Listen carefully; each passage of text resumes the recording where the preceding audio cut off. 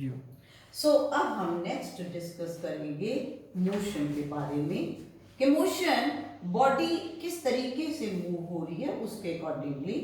Now we discuss one dimensional motion. One dimensional motion means motion of body along straight line. तो अगर हम body के motion straight line path के ऊपर ले रहे हैं तो इसे क्या बोलते हैं? One dimensional motion. In this case, only one coordinate will change. इस केस में सिर्फ और सिर्फ एक ही कोऑर्डिनेट जो है वो चेंज हो रहा है। कैसे? ये देखो, ये आपने ले लिया origin. Origin mean starting point जो आपने रेफरेंस माना। अब आपके पास यहाँ पर x की वैल्यू है 5 मीटर, यहाँ x की वैल्यू आ गई 7 मीटर, तो इसमें सिर्फ x कोऑर्डिनेट है जो चेंज हो रहा है। इवन अगर आप बॉडी की motion along this vertical direction लेते हो तो भी ये क्या बनेगी? One dimensional motion. So either you take along x axis और you take along y axis, that means there is only variation of one coordinate. और अब इसके बाद आता है, इसमें आप एग्जाम्पल क्या ले सकते हो? इसमें आप एग्जाम्पल ले सकते हो अ स्ट्रेट लाइन और you can say a train moving along a straight track. Now next is two dimensional motion. Now two dimensional motion means motion of body in a plane. तो two dimensional motion हम कब लेंगे? जब हम body की motion plane में ले रहे हैं। प्लेन में लेने का मतलब you are considering like this is X axis, this is Y axis. तो ये अब इसमें ये आपके पास ए पॉइंट है, यहाँ पर एक्स और वाई की कोऑर्डिनेट आ गए। अब अगर ये ए से बी पर पहुंच गया तो इसमें एक्स और वाई दोनों कोऑर्डिनेट चेंज हो रहे हैं। तो ये आपके पास क्या बनेगा? Motion of body in a plane. और इसमें एग्जांपल देखिए, if you are considering crawling of an insect on a floor, crawling of an insect on a wall, तो उसमें कितने कोऑर्डिनेट्स चेंज होंगे? ये आपके पास फ्लोर है रूम का, तो इसमें दो कोऑर्डिनेट्स हैं। चाहे आप इसमें लेंथ और ब्रेड्थ ले लोगे, अगर वॉल की बात करोगे तो आपके पास लेंथ और हाइट आ जाएगी, तो ये प्लेन बनेंगे। तो जब इंसेक्ट क्रॉल कर रहा है तो उसमें दो कोऑर्डिनेट चेंज हो रही हैं, तो ये टू डायमेंशनल मोशन आएगा। If you are considering motion of earth around sun, तो दैट इज सर्कुलर मोशन। और सर्कल किस में होता है? टू डायमेंशन में। So that means motion of earth around sun is also two dimensional motion. अगर आप मोशन ले रहे हो कॉइन की on a carrom board, so that is also two dimensional motion. Now three dimensional motion. Now three dimensional motion means motion of a body in space. Motion किसकी ले रहे हैं? बॉडी की। कहां पर ले रहे हैं? स्पेस में। तो इस केस में हमने एक्स, वाई और जेड तीनों कोऑर्डिनेट्स को चेंज कर दिया, X, Y and Z, O origin. अब यहां पर अगर पॉइंट ए है, इसके कितने कोऑर्डिनेट से करोगे? एक्स, वाई, जेड से। और अगर ये यहाँ ए से बी में जाएगा तो कितने कोऑर्डिनेट्स चेंज होंगे? All the three, X, Y and Z. तो ये मोशन बॉडी की किस में आ गई? स्पेस के अंदर आ गई। So when all the three coordinates are changing. अब रियलिटी में, रियल लाइफ में देखो, थ्री डायमेंशनल मोशन कब होगी? जब आप बात करोगे फ्लाइंग की। मान लीजिए ये मेरा पॉइंट यहाँ पर है, तो अगर मैं इस पॉइंट की बात कर रही हूँ, आप इस कॉर्नर को ओरिजिन मान लीजिए, तो ये आपकी एक साइड होगी लेंथ, ये दूसरी साइड होगी ब्रेड्थ और तीसरी साइड होगी हाइट। तो ये रूम आपका थ्री डायमेंशनल बन गया। अब यहाँ से इस पॉइंट से अगर मैं इस पॉइंट पर चली जाती हूँ तो इसमें तीनों के कॉरेस्पॉन्डिंगली लेंथ, ब्रेड्थ और हाइट के कॉरेस्पॉन्डिंगली चेंज आ रही है। तो इसलिए ये मोशन कौन सी मोशन बनेगी? Three dimensional motion. तो flying of a bird, flying of an aeroplane, flying of a kite, this will be the example of three dimensional motion.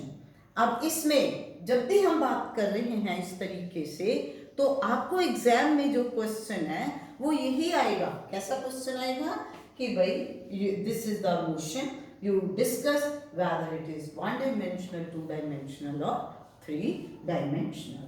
तो आपको क्लैरिटी हो और उसके बाद आप उसको विजुअलाइज करोगे कि इसमें कितने कोऑर्डिनेट चेंज हो रहे हैं, तो उसके अकॉर्डिंगली आप एक्सप्लेन करोगे। Now next is simple basic concept करेंगे हम, distance and displacement. Very interesting point. देखो ये रही बॉडी ए पॉइंट पे, बॉडी ने इस बी पॉइंट पे पहुंचना है, राइट? अब ये ए से बी यूं भी जा सकती है, it can also move like this, it can also move like this, कैसे मर्जी डिफरेंट पाथ हो सकते हैं इसके। तो अब इसमें डिस्टेंस क्या है? Total path length travelled by the body, total path length travelled by body. तो यानी कि अगर मैं इस पाथ 1 की बात करूंगी तो ए एस बी ये सारा इसमें आएगा डिस्टेंस। अगर मैं यहां से बात करूंगी ए आर बी क्या आएगा इसका? डिस्टेंस। और अब डिस्प्लेसमेंट क्या है? Displacement is the shortest distance. क्या है? शॉर्टेस्ट डिस्टेंस किसके बीच में? Between initial and final position. Initial और फाइनल पोजीशन के बीच में जो शॉर्टेस्ट डिस्टेंस बनेगा दैट विल बी डिस्प्लेसमेंट। ये कैसे लेंगे? अब ए इसमें क्या थी? Starting. Starting means initial position of the body. Body यहां से कहां पहुंच गई? बी पे, तो बी क्या बन गई? Final position of the body.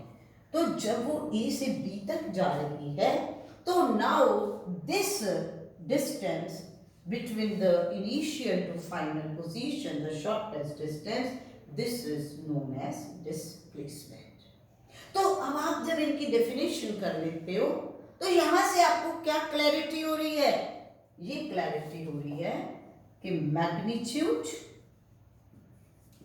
Of displacement is less than or equal to distance traveled। अब देखो कैसे कि अगर बॉडी का पाथ जो है यही पाथ होता, this path number 3, body is moving from A to D like this, तो इस केस में डिस्टेंस और डिस्प्लेसमेंट बराबर होने थे। Why I have written magnitude? Because displacement is a vector quantity which is pointed from initial position to the final position। तो distance traveled इसमें और magnitude of displacement सेम आ गई किस पाथ के accordingly? along the path number 3। लेकिन अगर आप path number 1 या पाथ नंबर 2 की बात कर रहे हो तो यहाँ पर डिस्टेंस ट्रेवल्ड ज्यादा है। If you are taking it as a semi circle तो कितना हुआ ये? Pi are.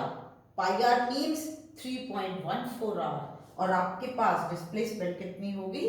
2 आर। तो इसलिए ये फैक्ट हमेशा याद रखिए कि magnitude of displacement is either equal to distance travelled और लेस देन डिस्टेंस ट्रेवल्ड। और एक चीज और इसमें ध्यान रखनी है कि distance travelled can never be zero. Path length कभी जीरो हो सकती है? नहीं हो सकती। But displacement can be zero. और डिस्प्लेसमेंट कैसे जीरो होगी? Let us see body A point से बी पॉइंट तक गई और बी से वापस ए पर आ गई, तो इस केस में इनिशियल पोजीशन कहाँ है? ये। फाइनल पोजीशन क्या है? ये। तो इस केस में final position is coinciding with initial position, तो इस केस में डिस्प्लेसमेंट कितनी हुई? 0। लेकिन डिस्टेंस ट्रेवल्ड कितना हुआ? 2 टाइम्स ए बी। मान लो कि this distance is of 5 metre, तो रिटर्न डिस्टेंस भी 5 मीटर होगा, तो total distance travelled will be 10 metre but the displacement will be 0। So इसका मतलब क्या फैक्ट बन गया कि displacement of body can be 0 but distance traveled will never be zero, कभी भी नहीं होगा। और नेक्स्ट, डिस्टेंस, आप एक ही डायरेक्शन में बात कर रहे हो तो distance will always be positive, लेकिन जो डिस्प्लेसमेंट है, अब इस तरफ को अगर डिस्प्लेसमेंट 5 मीटर है तो अगर आप बैक की बात करोगे तो डिस्प्लेसमेंट विल बी -5 मीटर, तो that means displacement can B positive, negative or zero. So this is the concept about distance and displacement. In the next lecture we will discuss about speed and velocity.